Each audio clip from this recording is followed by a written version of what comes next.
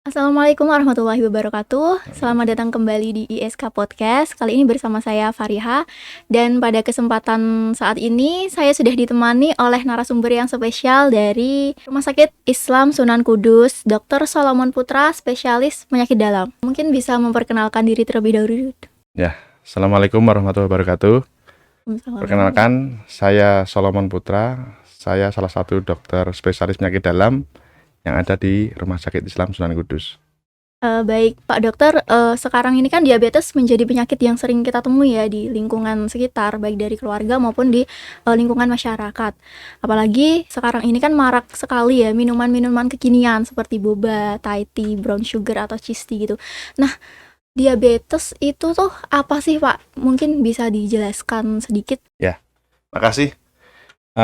Seperti kita ketahui ya bahwa diabetes mellitus itu suatu penyakit metabolik di mana kadar gula dari seseorang itu lebih dari normal, yaitu lebih dari 200 mg per desiliter.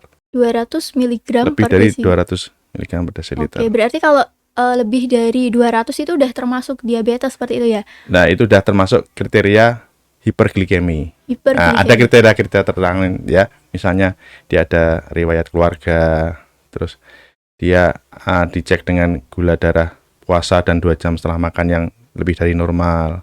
Nah, itu bisa dikategorikan dia menderita penyakit diabetes mellitus. Oke, tapi penyebabnya tuh apa sih diabetes itu sendiri? Banyak penyebabnya ya. Salah satunya yang pertama itu keturunan ya. Terus pola hidup yang kurang sehat. Oke, lalu kurang gerak, kurang olahraga. Ya. Terus makan makanan yang instan ya. Terus banyak makan makanan yang mengandung karbohidrat. Oke, jadi penyebab diabetes itu macam-macam ya, bisa dari keturunan, terus juga kurang gerak atau olahraga, makanan-makanan instan, kemudian makanan manis juga bisa. Yang mengandung banyak gula, karbohidrat. Yang mengandung banyak gula. Tapi makanan yang menimbulkan diabetes itu apakah hanya berasal dari makanan manis aja? Iya, kebanyakan pokoknya yang mengandung unsur karbohidrat tinggi. Unsur karbohidrat. Ya. Kalau nasi itu kan ada karbohidratnya ya? Iya, nasi ada karbohidratnya. Ada aturan tersendiri nggak sih buat nasi? Mungkin ada makannya harus berapa gitu? Kalau untuk takaran sih, ya secara wajar aja mungkin orang makan 1 piring ya, mungkin ya kalau orang Indonesia ya. Nggak mungkin orang sampai 1 dandang gitu kan, mungkin muat perutnya seberapa sih ya. Ya yang penting tadi, selain dari pola makan, lifestyle, gaya hidup ya, dengan olahraga itu juga harus penting. Terus hindari stres juga. Hindari stres. Kalau stres itu bisa memicu diabetes? Stres itu faktor risiko untuk memicu diabetes juga ada. Oke. Saya kan pernah dengar ya dok, ada yang namanya diabetes kering dan diabetes basah. Nah itu bisa dijelaskan nggak sih? Kalau dulu mungkin orang awam bilang, oh ini gulanya gula kering, oh ini gulanya gula basah. Tapi sebenarnya itu bukan termasuk kriteria. Oh ini gula kering atau gula basah, semua sama, termasuk gula, dan itu kalau istilah dari dokternya termasuk diabetes mellitus. Jadi nggak ada istilah gula kering atau gula basah, nggak ada. Itu adalah istilah orang awam aja. Tapi ada perbedaannya nggak? Nggak ada. Tapi kalau yang diabetes sampai yang kadang kan ada yang dipotong kakinya itu, kalau nggak salah ya, borok. Ya. Itu masuknya apa? Ya itu karena dia gulanya tidak terkontrol ya. Jadi timbul di situ namanya aterosklerosis ya. Jadi pembuluh darahnya itu udah mati, jadi dia akan naik, pembuluh darahnya itu naik ke atas. Lah itu yang bisa nyampe terjadi amputasi. Oke, kalau dibiarkan gitu gimana? Iya, dia akan naik nanti lukanya. Naik gitu ya? Nanti amputasinya semakin tinggi kalau dibiarkan. Oke, jadi harus diamputasi seperti itu. Ya, selain amputasi ya gulanya harus dikontrol. Gulanya harus dikontrol. Itu termasuk komplikasi dari diabetes mellitus. Kalau dari gejala-gejala diabetes sendiri mungkin yang bisa dirasakan itu seperti apa? Ya, kalau gejala awal sih namanya trias klasik, ada sering haus meskipun dia sudah minum, sering merasa lapar, itu gampang lemes, ya, terus sering kencing malam hari bisa sampai 3-4 kali, jadi sampai dia susah untuk tidur karena dia harus ke kamar mandi, bolak-balik kamar mandi. Oke, lalu ada lainnya juga apa tidak? Nah, itu tadi mungkin... kalau ada gejala-gejala seperti itu, terus kemudian kita cek di laboratorium gula darah puasa, gula darah setelah makan, terus dicek gula laboratorium juga HbA1c. Kalau itu memang tinggi semua, lah itu memang terdiagnosis untuk diabetes mellitus. Oke, jadi untuk gejala-gejala diabetes sendiri tuh mungkin ada yang selalu lapar, Ya. kemudian kencing tiap malam gitu Ya, ya. sering kencing malam hari Heeh, gitu. oke. Kalau kebutuhan gula harian kita tuh yang normalnya berapa sih, Dok? Nggak ada sih patokan, Nggak ada nggak ada patokannya. patokan. Heeh. Berarti yang penting Kita berdasarkan Eh, klinis, terus kemudian dicek sama laboratoris. Kalau dua-duanya mendukung ke arah diabetes mellitus, kita diagnosis untuk diabetes mellitus. Oke, kemudian kalau orang yang terjangkit diabetes itu tuh ada kayak range umurnya nggak sih? Apa dari kecil itu bisa? Ya, ada beberapa diagnosis untuk diabetes mellitus ya. Jadi ada tipe-tipenya, itu ya, diabetes mellitus tipe 1 itu biasanya terjadi pada usia-usia muda karena ada kelainan di pankreasnya, tempat untuk menghasilkan insulin. Itu udah mulai mengalami kerusakan. Makanya dia sering terjadi pada usia-usia muda. Terus yang kedua itu tadi diabetes mellitus tipe 2. Itu karena lifestyle yang kurang bagus ya. Biasanya usia-usianya menjelang dewasa sampai usia lanjut. Nah, terus ada lagi diabetes pada kehamilan. Kehamilan juga. Ya, jadi ada yang orang hamil begitu dicek gulanya kok tinggi ya. Kemudian ada tipe-tipe tertentu juga ya. Kalau diabetes mellitus yang tipe 1, nah itu biasanya kan lebih menyerang ke usia muda ya. Ya, Itu penyebabnya lebih ke apa? itu tadi ada kerusakan di kelenjar pankreasnya untuk menghasilkan insulin. Insulin. Mungkin Ya, bisa insulin. dijelaskan ya teman-teman, insulin itu seperti apa itu? Ya, insulin itu jadi insulin itu dihasilkan oleh kelenjar pankreas namanya ya di dalam tubuh kita. Dia bekerja kalau ada gula yang masuk ke dalam tubuh kita. Kalau ada gula masuk dalam tubuh kita, dia akan berusaha untuk menurunkan dari gula itu. Oke. Ya, seperti itu fisiologinya. Berarti untuk mengantisipasi ketika udah kena diabetes mellitus tipe 1 itu apakah harus suntik insulin Ya, atau bagaimana? karena di tubuh tidak ada organ-organ yang bisa menurunkan dari gula yang masuk ke dalam tubuh, maka dibantu dengan obat-obat insulin suntik. Oke. Iya. Kalau waktunya itu biasanya berapa kali tuh seminggu atau setiap hari disuntik? Kalau sementara ini, kalau di puskesmas ya suntikannya sehari bisa sampai 3 kali, kadang ditambah satu jenis obat insulin lagi, jadi bisa sampai 4 kali. Tapi ada beberapa obat ya yang ditemukan saat ini, tapi obatnya itu tidak masuk, ya istilahnya tidak masuk daftar BPJS dan obatnya memang mahal. Itu ada yang sampai seminggu sekali, cuma suntiknya seminggu sekali, tapi harganya memang agak mahal. Jadi untuk anak yang muda untuk diabetes mellitus tipe 1 itu Ya. dengan disuntik insulin. Ya, harus pakai insulin. Kalau yang tipe 2, Dok, itu Ya. gimana pengobatannya? Kalau tipe 2 kan seperti saya bilang ya, karena dia ada lifestyle yang kurang bagus ya. Jadi kalau dia ada tanda-tanda klasik seperti tadi ya, dia sering lapar, haus, ya, sering kencing malam, kemudian lemes, makanya kita lakukan pengecekan dengan laboratoris ya, laboratorium pemeriksaan gula. Kalau gula sewaktunya dia di atas 200, kita anamnesis ulang, kita tanya ulang apakah dia punya riwayat keluarga. Kalau dia memang punya riwayat keluarga gula, lah kita lebih bagus lagi, kita lebih mendalam lagi, kita periksa pemeriksaan namanya HbA1c. Kalau dengan HbA1c biasanya lebih dari orang Asia, orang lebih dari 6,5, nah itu terdiagnosis dia diabetes mellitus. Oke, begitu ya jadi. Ya. Kalau untuk pantangannya sendiri ada nggak sih? Misal nggak boleh makan apa, nggak boleh minum apa gitu? Kalau pantangan ya seperti tadi ya, ya harus mengurangi manis-manis, mengurangi karbohidrat, makanan yang banyak mengandung karbohidrat ya. Sama itu tadi harus banyak olahraga. Harus banyak olahraga. Iya, karena zaman sekarang kan orang karena kesibukan jadi dia males gerak gitu. Mager gitu ya. Mager ya. Kalau anak-anak muda kayak saya gitu kan banyak magernya. Nah, banyak nongkrong mungkin di kafe-kafe Iya. gitu kan yang minumannya yang serba-serba manis-manis semua gitu. Iya kayak gitu udah Iya. minum manis terus juga jarang olahraga. Jarang olahraga, stres ya Iya. kan. Jadi resiko untuk kena penyakit diabetes Iya. juga mungkin besar gitu Ya, ya. apalagi ditambah ada faktor keturunan ya. Oke, kalau yang faktor keturunan itu kalau misal saya kena diabetes karena keturunan, nah saya menghindari diri dengan olahraga itu apakah bisa terhindar gak sih? Jadi seperti saya bilang tadi ya, kriteria untuk diabetes mellitus tipe 2 itu ada faktor risiko juga ya. Nah, faktor risiko itu tidak serta-merta kalau kita punya keturunan pasti kita kena, itu belum tentu juga. Asal kita bisa menjaga pola makan ya, kita berolahraga ya, hindari makan makanan yang banyak gulanya, itu insya Allah kita nggak ada kena.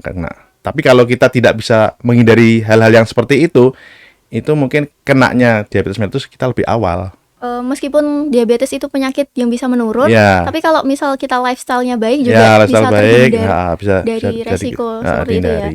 Kalau orang kena diabetes sendiri itu apakah bisa sembuh total gak sih 100% gitu? Kalau udah terdiagnosis orang diabetes mellitus, itu tidak bisa tumbuh total 100%. Tidak bisa. Hanya bisa dikontrol dengan obat-obatan. Oke. Makanya kalau orang awam bilang, oh gulanya bisa sembuh dengan pemberian obat ini, apa obat herbal ini, Iya, itu kalau menurut studi nggak ada. nggak ada ya. Nah, nggak ada. Soalnya Itu kan- hanya bisa dikontrol dengan obat. Iya, soalnya kan banyak juga sih yang menyebutkan pakai obat ini, alternatif ini nanti Ya, bisa sembuh gitu. banyak yang seperti itu. Tapi kalau menurut teori nggak ada sembuh total 100% bisa lepas obat, itu nggak mungkin. Jadi nggak bisa sembuh total ya, Dok? Sembuh total nggak bisa lepas obat sama sekali, nggak bisa. Jadi upaya yang bisa itu cuma mengantisipasi seperti itu ya dengan obat-obatan.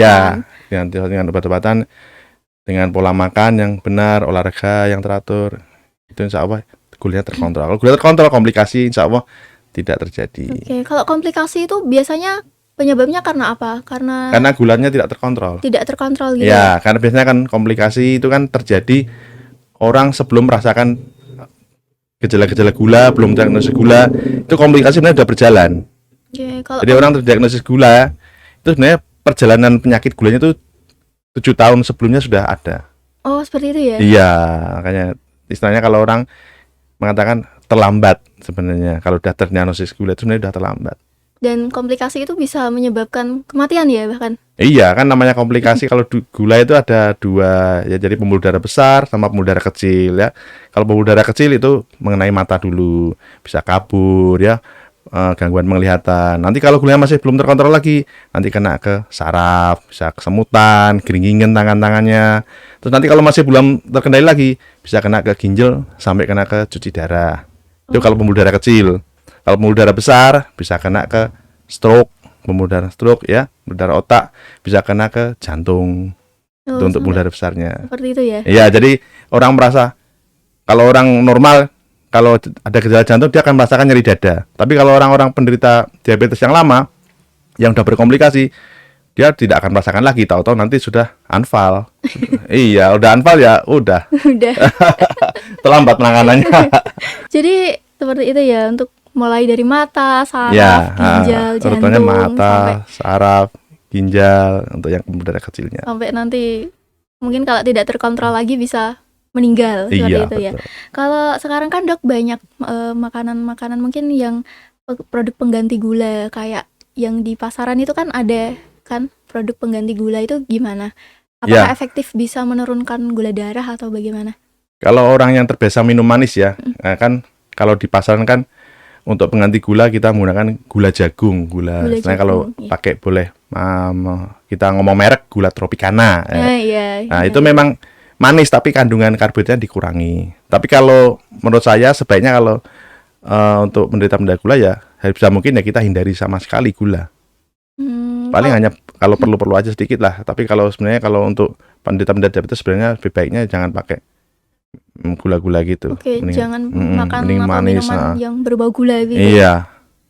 Oke, jadi seperti itu ya teman-teman. Kalau upaya yang dilakukan untuk mengontrol konsumsi gula, itu bagaimana? Ya itu tadi, jangan terlalu banyak nyemil. Jangan terlalu banyak ngemil. Ya, makan seperti biasa sehari 3 kali, porsinya jangan berlebihan ya. Kemudian jangan suka jajan, apalagi jajan yang banyak mengandung gula, banyak mengandung karbohidrat. Itu pasti nanti akan menyebabkan kenaikan gula darah. Oke. Tapi kan di masyarakat kita nih, apalagi orang Indonesia sendiri kan, kalau makan itu kan udah terbiasa minumnya es teh. Es teh itu kan kebanyakan gula ya, ada gulanya. Nah itu gimana? Apakah harus dikontrol juga atau gimana nih? Ya kalau bisa ya minum es teh tapi nggak pakai gula. Jadi ya enak tapi teh pahit gitu kan. Tapi yang penting ada esnya. Karena terbiasa pakai es teh gula manis gitu, es teh manis gitu kan. Ya kalau mau ya itu tadi pakai gula Tropicana, gula jagung. Gula Tropicana juga.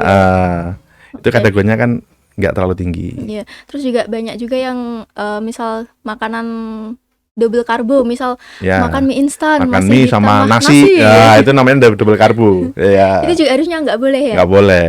Kemudian gimana sih kalau udah kena diabetes, selain obat-obatan, selain melakukan olahraga, apalagi yang bisa dilakukan? Yaitu tadi pola hidup sehat, ya, olahraga yang teratur, obat rutin diminum, hindari stres, jangan makan yang berlebihan. Jangan makan yang berlebihan. Iya, Karena yang berlebihan itu tidak baik. tidak baik. Ya, dalam ajaran Islam juga gitu. Tidak boleh makan yang berlebihan. Iya. Mungkin ada yang ingin dokter sampaikan ke masyarakat nih terkait dengan penyakit diabetes. Ya, untuk masyarakat Indonesia, khususnya masyarakat Kudus, ya. Jadi jangan sampai kita sebagai orang awam, ya, itu mudah terpengaruh dengan obat-obatan atau terapi-terapi di luar medis yang mengatakan bahwa gula itu bisa disembuhkan sama sekali, ya. Tetap namanya orang sudah terdiagnosis diabetes mellitus, terdiagnosis gula, itu pasti akan minum obat seumur hidup, ya. Gimana cara sebelum kita terdiagnosis diabetes mellitus, sebelum kita minum obat? Ya, kita harus lifestyle-nya diperbaiki, ya. Pola makan yang benar, olahraga, jangan mager, ya. Kemudian hindari stres, ya. Itu salah satu tips-tipsnya yang bisa saya berikan untuk menghindari jangan sampai kita terdiagnosis diabetes mellitus atau terdiagnosis gula. Itu aja. Oke, jadi teman-teman, untuk menghindari penyakit diabetes sejak usia dini, kita tuh harus mengontrol makanan dan minuman. Jangan yang manis-manis berlebihan. Terus juga rajin olahraga, lifestyle-nya juga yang baik, dan juga jangan stres. Seperti itu. Nah, mungkin itu saja yang bisa kami bahas pada sore hari ini. Terima kasih kepada Dr. Solomon yang telah menyempatkan waktunya ke ISK Podcast. Dan juga stay tune untuk episode-episode berikutnya. Wassalamualaikum warahmatullahi wabarakatuh.